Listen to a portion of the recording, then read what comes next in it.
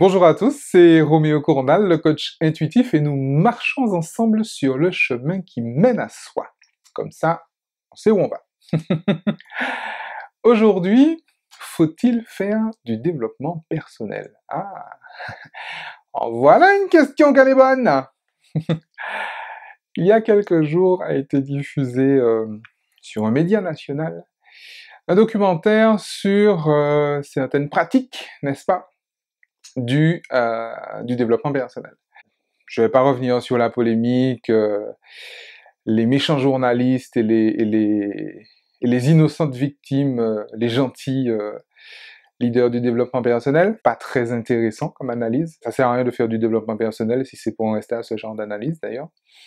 Mais bon, ça c'est moi qui le dis. Hein.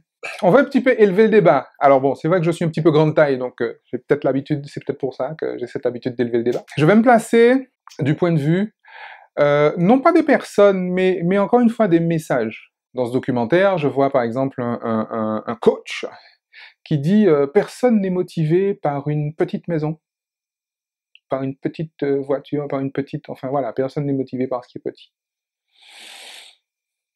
Ah bon? Et qu'est-ce qu'il y a de mal à ça? Il est où le problème? C'est quoi le souci? J'ai pas trop compris le plan. Mais bon, j'ai tendance à penser qu'en fait, quand on veut quelque chose de plus grand, c'est qu'on se situe dans une posture, dans un point de vue où on est plus petit que ce qu'on veut. Mais ça, c'est moi qui le dis. Ça encore. Pour aller plus loin, et peut-être plus profondément, en fait, en vrai, ce qui me gêne, c'est quoi? Ce qui me gêne, c'est que, finalement, on propose aux personnes un modèle en s'appuyant sur leur frustration, sur leur insatisfaction, sur leur mécontentement, légitime ou pas, hein, là n'est pas la question, pour leur vendre finalement un modèle qui est un modèle qui est extérieur à eux, qui est un modèle de réussite et de bonheur, n'est-ce pas? Comme si les deux étaient synonymes. Personne ne s'est posé la question de ça non plus. Alors bien sûr, un schéma hollywoodien, quoi, bien sûr. Tu auras plus d'argent, tu auras un meilleur job, tu auras plus d'objets, et du coup, tu seras plus satisfait. Est-ce que vous êtes certain de ça? Est-ce qu'il faut vraiment que je vous explique que l'accumulation d'objets neufs ne vous donnera aucune satisfaction, si au départ vous n'êtes pas satisfait de vous-même? Je crois que les personnes recherchent effectivement une certaine satisfaction, et ça c'est légitime. Une certaine paix intérieure, effectivement. Et je crois que c'est une erreur, et je crois même que c'est de la malveillance, que de promettre aux personnes un schéma dont on a décidé que c'est ça la réussite. Tout le développement personnel, finalement, contemporain, j'ai envie de dire, dans les pays occidentaux, j'entends, hein, les pays du Nord, comme on dit, toutes ces démarches de développement personnel sont calquées finalement sur la pensée d'un homme. J'ai qualifié sa démarche finalement de l'erreur Napoléon Hill. C'est quoi l'erreur Napoléon Hill? Encore une fois, je suis pas en train de faire un procès à qui que ce soit, c'est pas ça. J'ai pas envie de convaincre qui que ce soit non plus. J'ai plutôt envie de donner à réfléchir.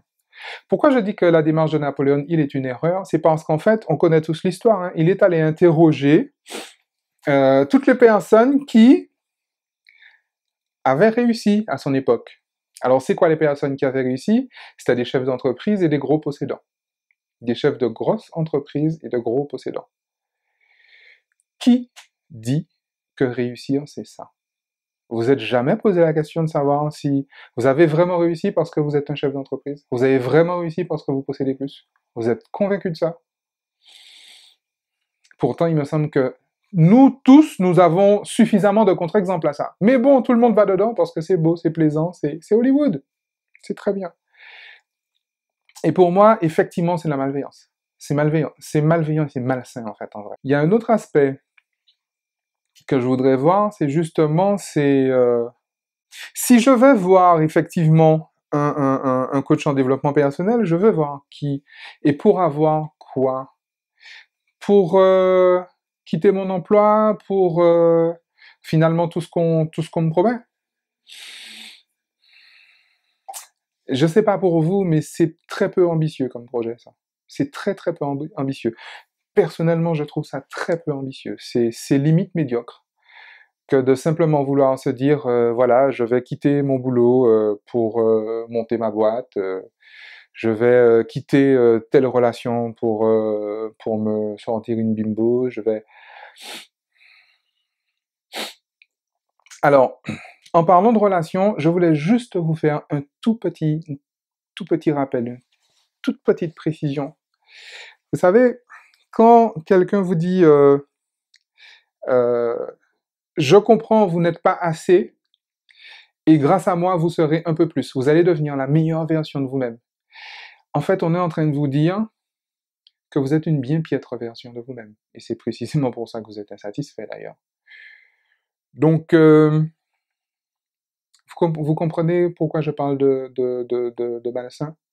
Parce que précisément, la toxicité relationnelle, vous savez que c'est mon expertise, la toxicité relationnelle s'appuie sur ça. C'est-à-dire qu'il y en a un qui va subtilement convaincre l'autre que sans lui, il n'est rien. Tous les pervers narcissiques pensent ça. Tous les pervers narcissiques ont ce genre de message envers leurs victimes complices. Tous. Donc, voilà. C'est juste une similitude qui me frappe quand même. C'est juste ça. Je suis pas en train de dire que tous les leaders du développement personnel sont des pervers narcissiques.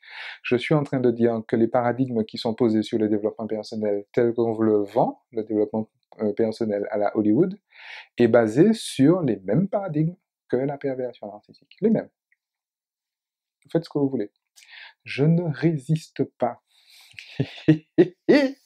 Je ne résiste pas à la tentation de vous faire part des 4 sur 5 étapes de la manipulation mentale. Alors déjà, parce que j'ai adoré mes cours de manipulation mentale, parce que ça s'apprend à la fac, hein, figurez-vous, la manipulation mentale, et j'ai adoré, j'ai de super prof. Et je ne résiste pas, non mais ça me fait marrer, vous allez voir. Première étape, vous prenez une communauté regroupant des gens qui pensent n'avoir plus aucun contrôle sur rien. Prenez des insatisfaits. Deuxième étape, vous leur dites que vous les avez compris, je vous ai compris. Vous excitez leur frustration et leur colère en toute occasion. Il suffit de regarder la télé, vous avez des occasions. Les infos par exemple. Troisième étape, vous faites vibrer leurs besoins émotionnels. En persillant vos messages de dignité, de souveraineté, de contrôle du destin. Ouais, de maîtrise. Master the game. Yes. Quatrième étape, vous les maintenez en haleine. Vous vous faites désirer en leur suggérant que votre programme va leur redonner contrôle, dignité, statut, souveraineté, libre choix, et toutes ces belles valeurs enfouies, toutes ces belles valeurs qu'on a perdues. Certaines personnes vont appeler ça du marketing, d'autres personnes vont appeler ça de la manipulation mentale. C'est juste une question de point de vue, encore une fois. Mais cependant, ne vous étonnez pas si la Mivilude s'en mêle. Juste comme ça. Après, voilà, je sais qu'il y a des personnes qui sont très sincères. Et en fait, en vrai, je vais vous dire, la majeure partie des personnes qui sont dans le développement personnel et qui collent à ce genre de modèle, je parle des leaders, hein, des coachs, etc., ils sont très sincères. Ils sont vraiment sincères. Et c'est ça qui est malheureux. Ils sont sincères.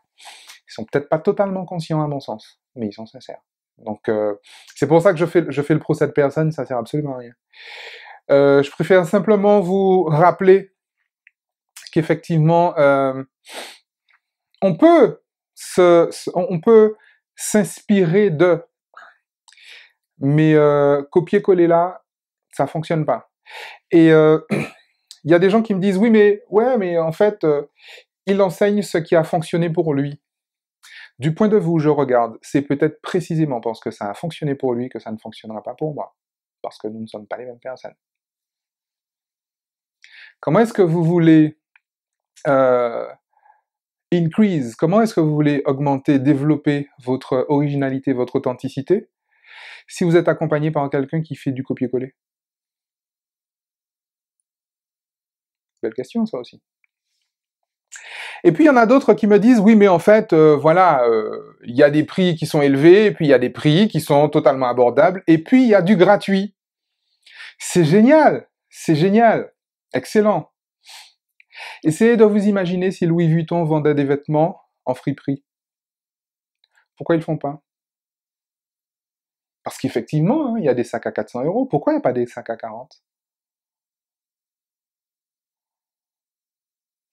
Vous appelez ça un positionnement marketing intéressant? Et ces mêmes personnes qui vous vendent des produits gratuits, des produits à 50 euros et des produits à 100 000 euros, vous disent qu'ils vous donnent des conseils en marketing. C'est génial. C'est un point de vue, c'est un point de vue, mais bon, ça a l'air évident pour tout le monde. Mais tu comprends, il est généreux, donc il veut faire pour tout le monde. Évidemment, il veut impacter un maximum de personnes. Et les gars, dernière chose, juste, histoire que vous compreniez. Si je suis dans un monde que je veux rendre meilleur, c'est parce qu'au départ, je pense qu'il est à chier. Si je veux devenir moi-même quelqu'un de meilleur, c'est parce que je pense que je ne suis pas assez. Vous avez vu toutes mes vidéos sur les relations toxiques, et vous savez que toutes les victimes complices de relations toxiques pensent précisément ça. Je ne suis pas assez. C'était juste une réflexion. Juste une réflexion. Encore une fois, je suis pas là pour accuser qui que ce soit, ça m'intéresse pas en fait. En vrai. J'ai moi-même pris du recul avec le milieu du développement personnel pour m'attacher à des choses beaucoup plus transpersonnelles, beaucoup plus universelles et beaucoup plus spirituelles d'ailleurs. Parce qu'en fait, en vrai, je crois en ça. Je crois en l'éveil du soi. Je crois qu'effectivement, chaque personne est sa propre échelle de valeur. Chaque personne est sa propre réussite. C'est-à-dire que j'ai réussi si je suis 100% Roméo Cournal. Et Martin Dupont a réussi s'il est 100% Martin Dupont. Pas s'il est 50% Donald Trump ou quelqu'un d'autre. Et je dis Donald Trump à dessein, parce qu'il y a encore 2 ans, dans tous les séminaires de développement personnel, on citait Donald Trump comme un exemple. Or, il était déjà qui il est à cette époque-là.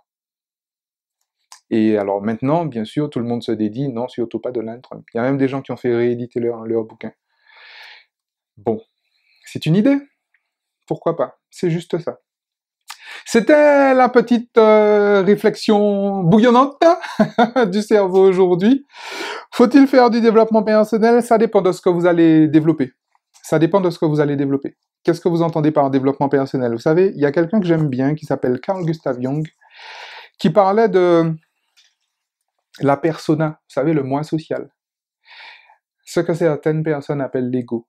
En fait, en vrai, moi, ce que je vois dans le développement personnel, tel qu'on l'a montré là, en tout cas, ce sont des personnes qui vous proposent de vous développer votre ego, de vous développer votre persona. Sous prétexte qu'en fait, de vous développer votre moi. Sous prétexte qu'en fait, ce qu'il vous faut souffrir, c'est qu'on vous a imposé un moi, et que vous serez plus heureux si vous construisez un moi que vous avez choisi. Ça fonctionne pas non plus. Faites l'expérience, vous allez me dire. D'ici là, amusez-vous bien. Ciao.